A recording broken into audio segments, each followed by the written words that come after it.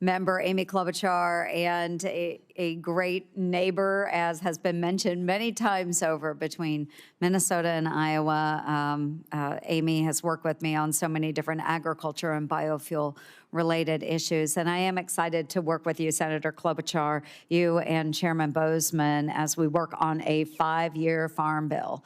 It is very important that we get that done, and it is something that I hear continuously from Iowans as I travel all 99 counties in my great state.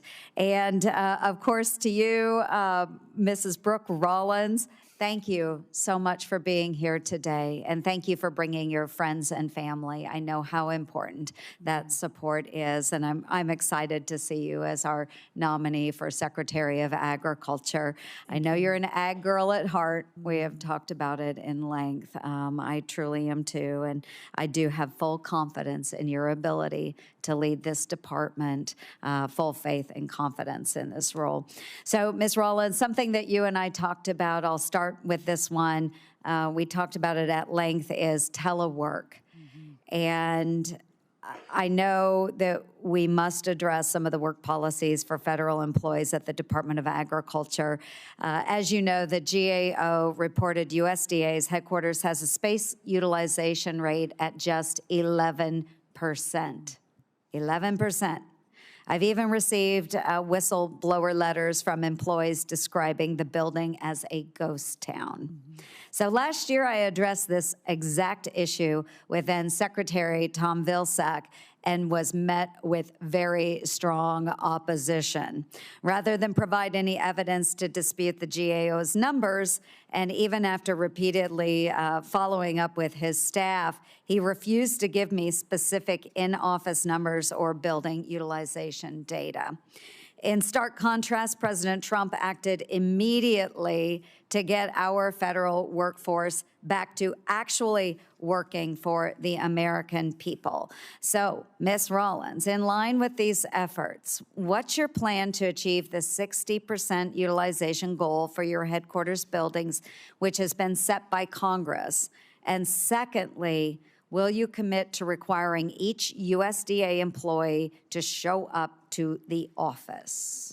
Senator Ernst, thank you, and I really loved our time. We first started talking about this in way before even the election. Way back. And I love your intense focus on ensuring that those who are hired and paid by taxpayer dollars are fully committed to serve in the most effective way wherever and for whomever they work. And that is, I believe, being in an office almost every single time. And it's not my belief alone. Obviously, President Trump has been talking about this. I believe there was even an executive order in the last day or two calling for the same. So I do look forward to getting into the office and hopefully very soon, and really working to effectuate the most effective workforce that the United States Department of Agriculture has ever had in the history of this country, and in so doing, ensuring that they are all in the office to make that happen. Wonderful. Thank you for that commitment. And another area that has been brought up quite frequently up here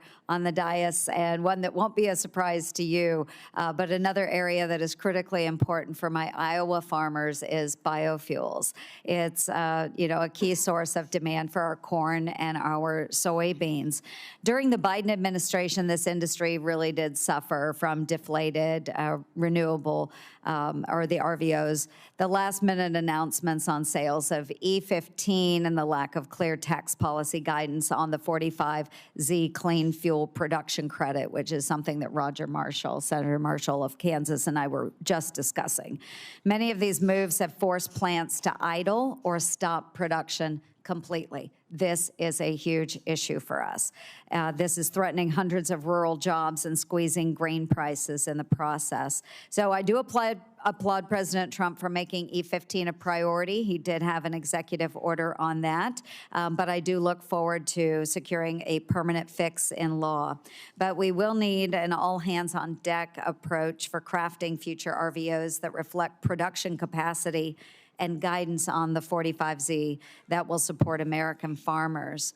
So, Ms. Rollins, the USDA has a very big role to play when crafting these policies. As Secretary, will you commit to supporting biofuels and working with me to provide certainty for our farmers and the entire renewable fuel industry? Yes, Senator, and I really look forward to that. I think there's no question where President Trump stands on this. I believe, if memory serves me correct, there was even an executive order on this in the last administration. It didn't come out of domestic policy. It came out of Larry Kudlow's NEC, so I didn't work on that directly. But I know the courts, I believe, overturned it and correctly stated that the Congress should take that up. I really look forward to working with you, but also with my friend Lee Zeldin, if confirmed, over at EPA on a piece of this, on the 45Z, with my friend Scott Bessent over at Treasury. I think that you all will find and hopefully be encouraged that the cabinet, if confirmed, we all know each other, are friends. Many of us are like family, and we really, really are looking forward to working together on these cross-agency issues like the ones that you've just outlined. That's wonderful. Really appreciate that, because in the last administration, I have to say that in conversations with the leaders at all of those agencies, we were really blown off and left swinging in the breeze. So I anticipate that President Trump will want to do right by our farmers and those that are producing renewable fuels. Another issue, just very quickly, Ms. Rollins, top of mind for Iowa's ag community is Proposition 12. We are the #1 hog producer in the United States, #1 hog producing state. And California's ballot initiative has been very devastating for our family farms and is only fueling market consolidation of pork producers. So, just ultimately, what we would like to do is move on legislation, craft a way forward so that we don't have states telling our producers how they can raise their livestock. Very important to us. So, Ms. Rollins, in line with President Trump's priority to lower food costs for American families, will you commit to working with this committee to reverse Proposition 12? Proposition 12, and I have just in the last few months become very acquainted with it. You know, the idea that one state, and listen, I'm a federalism believer. I believe in the founder's vision of the 10th Amendment, and the government closest to the people is the government that should be most active and under that 10th Amendment. But this particular issue, I believe from even a bipartisan perspective, there's no doubt that it's not just affecting California, it's affecting multitudes of other states, multitudes of other parts of the ag community, including our hog family farms, Iowa, but many other states have been really affected by this as well. I know that you guys, if you don't even already have a bill filed, you're soon to file one. Yes. Legislation has been drafted. So yes, I commit to working with you on that and look forward to it. Excellent. Thank you, Ms. Rollins. And I look forward to hosting you in Iowa on an ag and biofuels tour. And I would welcome your family as well. So thank you very much, and I yield back. Senator Durbin. Thank you.